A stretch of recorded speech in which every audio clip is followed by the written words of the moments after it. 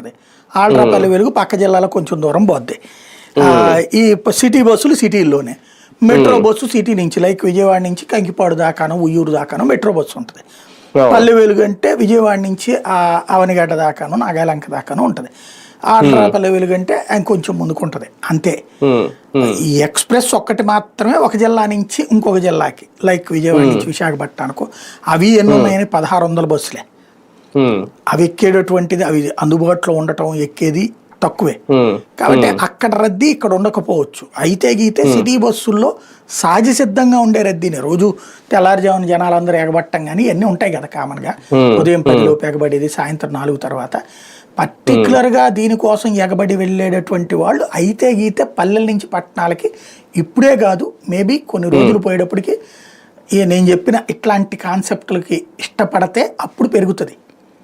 ఇప్పుడు ఎగబడిపోయి ఫ్రీగా వస్తుంది కదా అని చెప్పేసి బస్సులు ఎక్కే వాళ్ళు ఎంతమంది అంటే ఇక్కడ తేడా ఉంది, తక్కువ అన్నమాట అక్కడతో పోల్చుకుంటే. అది అంతే.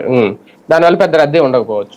కానీ సూపర్ 6 సూపర్ హిట్ ఆ నినాదం ఈ బస్సు పథకం అమలుతో తెర మీద తీసుకొచ్చారు. అంటే ఇండైరెక్ట్ గా ఇంకా సూపర్ 6 అయిపోయి మేము హిట్ కొట్టేసామని చెప్తున్నారా? ఆ మిగిలిన 2 పథకాలు మాట ఏంటి? అది మర్చిపోమని చెప్పడం అనమాట. 2 చేసేసాం అనుకోండి, అదే మనం కనుక